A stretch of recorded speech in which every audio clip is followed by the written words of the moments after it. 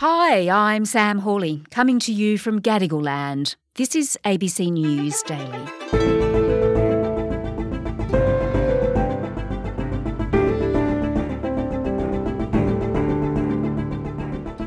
It's a story that's captivating the world. The missing 5 men who went deep into the ocean to try and get a glimpse of the wreckage of the Titanic. Oxygen may have run out in the missing Titan submersible, but rescuers are still hard at work. Today, an oceanographer on the dangers and complexities of the mission.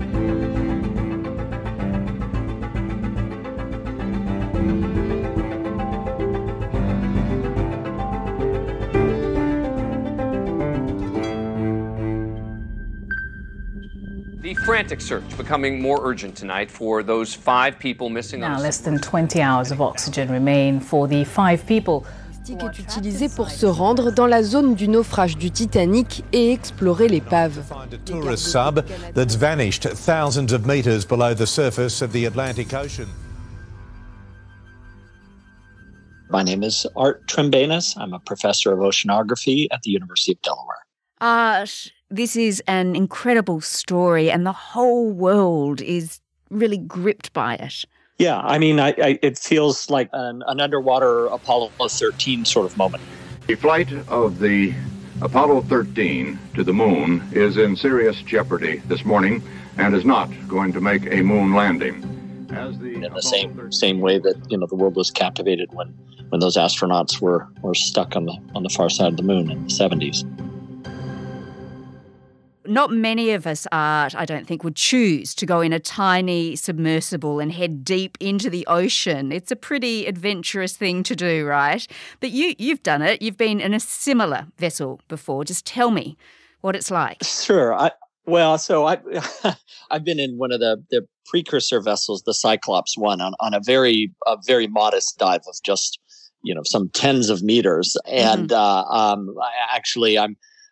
I'm a ocean explorer and a member of the Explorers Club, I've really spent my career using underwater robots to really go and do the heavy lifting and the deep diving tasks because, I'm not claustrophobic, but I think I'd rather send the robots off into these watery places. Because of course, all the challenges that we're seeing. And this may as well be beyond the moon for the level of challenges that this brings. I mean, this would be unprecedented. The previous deepest rescue in the 70s, early 70s of a Pisces submersible was 500 meters of water. Mm-hmm. We're talking 3,800 meters of water. Something like this has never been done.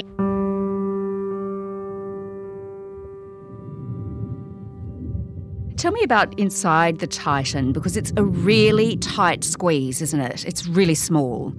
Yeah, so I was inside Cyclops. It's sister ships and a very similar size and dimensions to it. And it feels like you're inside a hollowed out passenger home minivan. You sit legs akimbo with socks on a maybe a foam mat or a pillow. It's very austere because it's not first class comfort on a trans-Pacific flight. You're inside this experimental submersible. Yeah, and there's no seats, and there's a single viewpoint that's 21 inches in diameter. Not for the claustrophobic. No, for sure. This tiny little window into the watery world, and you kind of have to position and kind of crawl over each other to kind of get into different places within the submersible. Let's take a look at Titan. So we're coming into the sub. In 2022, the boss of OceanGate Expeditions, Stockton Rush, OceanGate's the company that runs the Titan, he appeared in a CBS film and he described how it's operated with a single remote control, a game controller. Unbelievable. We've taken a completely new approach to the sub design, and it's all run with this game controller and these touch screens. So if you want to go forward, you press forward. If you want to go back, you go back. Turn left, turn right. Go down, go up. I think there's been a lot sort of made about that. I think, when you're talking about these sort of consumer grade electronics, they've been very well tested. They're nice. They're ergonomic.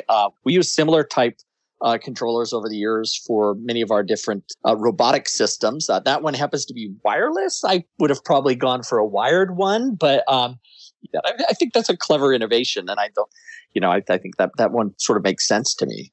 When things go wrong, though, Art, with submarines or submersibles like this, things tend to go really wrong, don't they? Yes. There's been this huge international effort to try and find the Titan. The US Coast Guard, there was a sort of glimmer of hope there for a moment, wasn't there, for them, because there was knocking that was heard. Yesterday, a Canadian P-3 detected underwater noises in the search area. As a result, ROV operations were relocated in an attempt to explore the origin of the noises. Although the ROV searches have yielded negative results, they continue. Additionally, the caution I have in all of that is that it's a data point, but it's easy to potentially get sort of taken down a primrose path at times when it is at such a heightened level and there's such a yearning for some hope and for some bits of evidence. I think it's being considered and it's being analyzed by experts. Bear in mind, we have increasingly a number of vessels on the surface, assets underwater and above in this area that are all themselves producing noise. And I kept thinking back to early in the search for MH370 when they had vessels out there and they were at one point found themselves chasing their tails for phantom sounds that ended up being sourced back to one of the other ships. From the moment MH370 vanished from radar, the search for the plane has been characterised by confusion, mistakes and false hope. What you're seeing play out in this multinational, it's the U.S. Coast Guard, Canadian Coast Guard, there's French ships, you've got commercial groups. There's been a tremendous and amazingly rapid, actually, maneuvering and posturing of these assets that are very difficult to come by. Several P-3 flights have heard noises as yesterday, and we put assets there. We relocated assets immediately. The surface search is now approximately 2 times the size of Connecticut, and the subsurface search is up to 2.5 miles deep. But what I'm seeing as it's playing out is, one, this is still very much in the search and rescue mode, and that the Coast Guard and all the members of the team are approaching it very methodically. With respect to food and water, it's my understanding there are some limited rations. I can't tell you exactly how much they have aboard, but they do have some limited rations aboard. So let's have a look now at the Titan expeditions, because they've been going on since 2021. Just tell me about the journey that they take. Well, sure. One does not just randomly find oneself at that Titanic site. It's remote, and that means that you've got to come out there with everything you need, and hope and help is days away, if that. And so it's a challenging place, the North Atlantic. It can be terrible conditions. They've actually, for the search efforts, it's actually been pretty good these last few days. That's been a blessing. But you've got the challenges on the surface, plus it's at a depth of about 3,800 meters. You're looking at 380 times atmospheric pressure at that depth. You've got currents throughout the water column. Salt water and electronics just are challenging. And you've got organisms, small and large, that can cause trouble, potential drifting debris, and limited communications even when things are operable. All of these facets actually make, deep ocean exploration, I stand on this opinion that it's harder than going to space, and that's why they've had more people have gone to space than have gone certainly to the Titanic or these depths. Gosh, okay, that really puts it into some perspectives. So these 5 people on board, they're somewhat adventurous. I think that's pretty safe to say.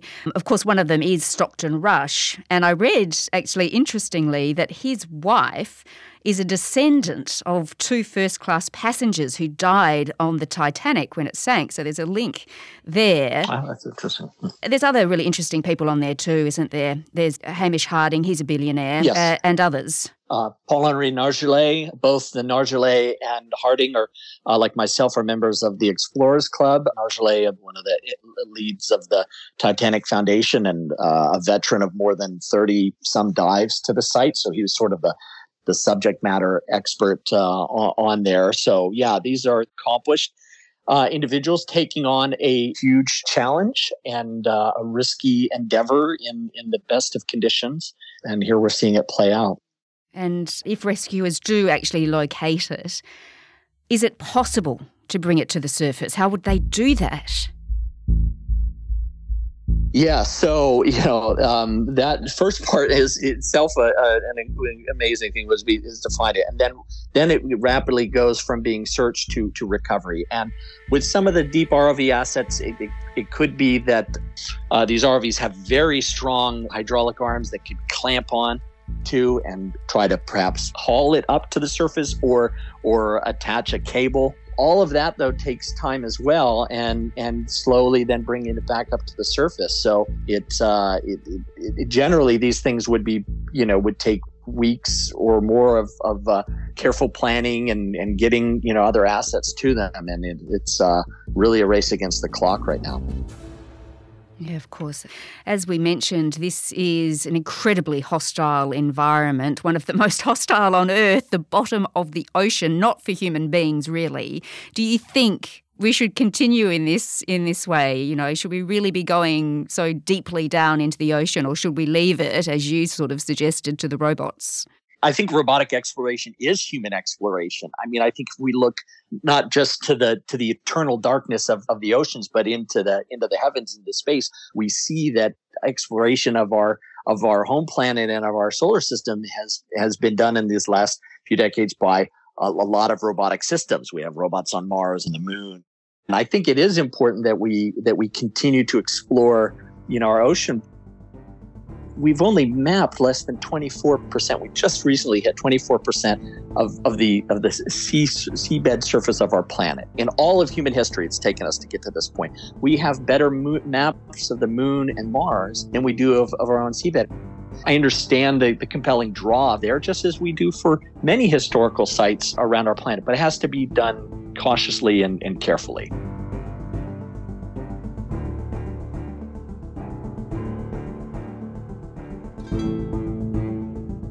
Arthur Trembanis is a professor of oceanography at the University of Delaware.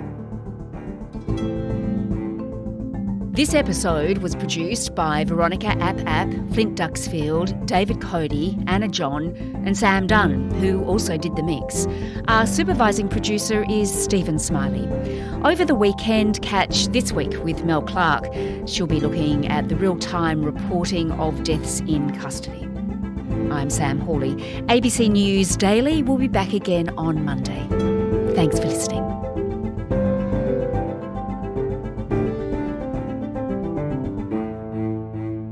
Subscribe to listen to more free podcasts or download the ABC Listen app and stream ad-free.